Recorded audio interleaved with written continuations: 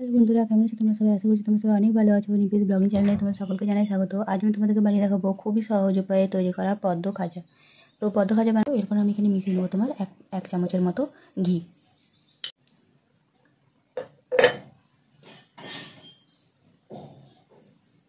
আমি এখানে তোমার দিয়ে নিয়েছি 1 চামচের মতো ঘি। তোমরা চাইলে কিন্তু এর জায়গাতে সাদা তেলও ব্যবহার করতে পারো।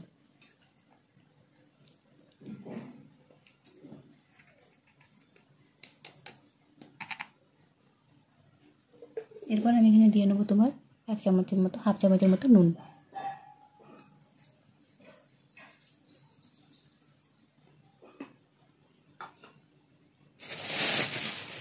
এরপর আমি কিন্তু এটাকে খুব ভালো করে মেখে নেবো।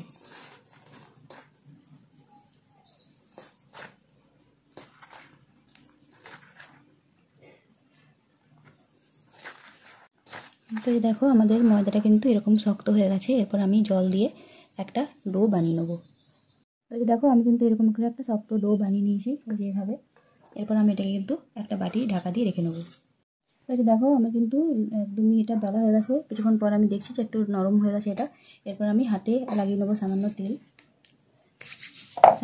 দিয়ে কিন্তু আমি এগুলোকে একদম ছোটো ছোটো করে কটা লুই তৈরি করে নেবো। আমি কিন্তু এরকম টাইপের সমস্ত লুইগুলোকে তৈরি করে নেবো। দেখো আমার কিন্তু প্রত্যেকটা লুই খুব ভালো করে বেলা করা হয়ে গেছে। একদম এইভাবে কিন্তু আমি প্রত্যেকটাকে বেলে নেবো।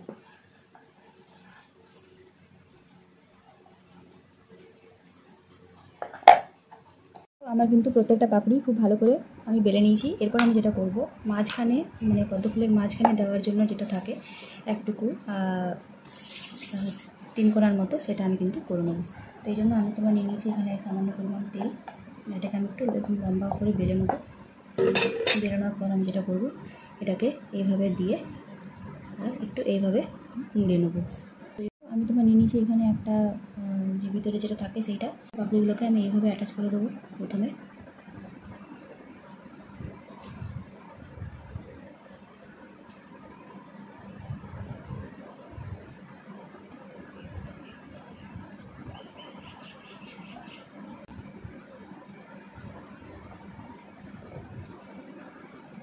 এরপর আমি এর সাথে এটা খুব ভালো করে নেবো। আর মাঝখানে কিন্তু আমি এটা এভাবে দিয়ে নেবো। তো দেখো আমাদের এভাবে কিন্তু একটা আমি করে নিয়েছি।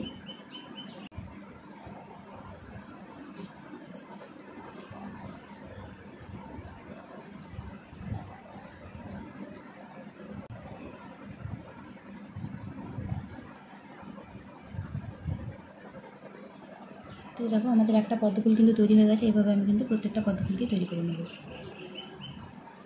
তো দেখো আমার 3টে পদ্মফুল কিন্তু খুব সুন্দর করে তৈরি করা হয়ে গেছে। এরপর আমি যেটা করব, পদ্মফুলের আমি তৈরি করে নেবো পাতা। তো পদ্মফুলের পাতাটা তৈরি করার জন্য আমি এখানে তোমার ছোট্ট একটু লুই নিয়ে নিয়েছি। এইভাবে আমি বেলে নিয়েছি। এরপর আমি এখানে দিয়ে নেবো কিছুটা পরিমাণ তেল। এবং পদ্ম পাতার আমরা জানি একদিকটা একটুখানি তোমার খাঁজের মতো থাকে। তো এই খাঁজটা বানানোর জন্য আমি তোমার এখানে আঙুল দিয়ে এটাকে ইয়ে করে নিয়েছি। আর পদ্ম পাতা কিন্তু একটু টেরা বাঁকাই হয়।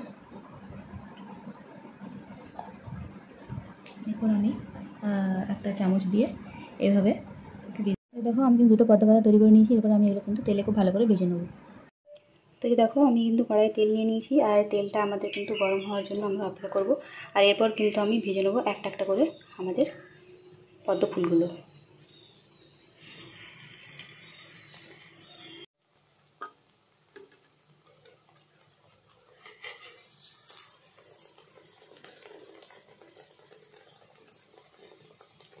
দেখো আমার কিন্তু আরেকটা ফুলগুলো সব ভাজা হয়ে গেছে।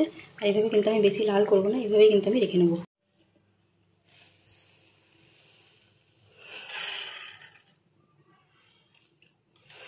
কিন্তু ফুটতে দিয়ে দেবো যতক্ষণ না এটা একটা একতারের মতো তৈরি হচ্ছে, ততক্ষণ কিন্তু আমি এটাকে জাল করে নেবো।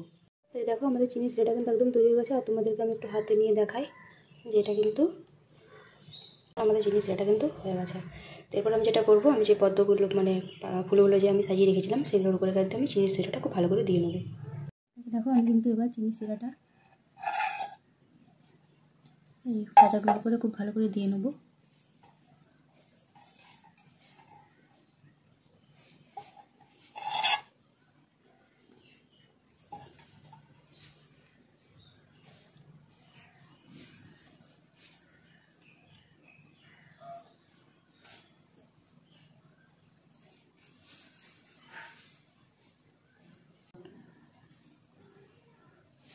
এরপর আমি কিন্তু এটাকে রেখে দেবো ঠান্ডা হওয়ার জন্য। তো এই দেখো আমাদের পদ্ম খাঁচাগুলো কিন্তু একদম তৈরি হয়ে গেছে। আর দিকে মনে হচ্ছে না জলের উপরে, মানে পদ্ম ফুলগুলোর উপরে কিন্তু জল আছে। তো এভাবে কিন্তু তোমরাও বানিয়ে নিতে পারো বাড়িতে খুবই সহজে পদ্ম ফুল, মানে পদ্ম ফুলের খাজা বা পদ্ম ফুল যেটাই বলো না, বানিয়ে নিতে পারো খুব সহজ উপায়ে পদ্ম ফুল। যে কোনো পুজো অনুষ্ঠানে বা তত্ত্ব সাজানোর জন্য কিন্তু এরকম টাইপের পদ্ম ফুল তোমরা বানিয়ে নিতে পারো খুব বাড়িতে খুবই সহজ উপায়ে। তো আজকের ভিডিওটা আমি এখানে শেষ করছি। আমার ভিডিওটা যদি তোমাদের ভালো লেগে থাকে তো অবশ্যই কিন্তু চ্যানেলটিকে লাইক করে দিও, সাবস্ক্রাইব করে দিও, বেল আইকনটা প্রেস করে কিন্তু আমার পাশে থাকতে একদম ভুলবে না। আজকের মতো আমি এখানেই বিদায় নিচ্ছি। খুব ভালো থেকো, সুস্থ থেকো।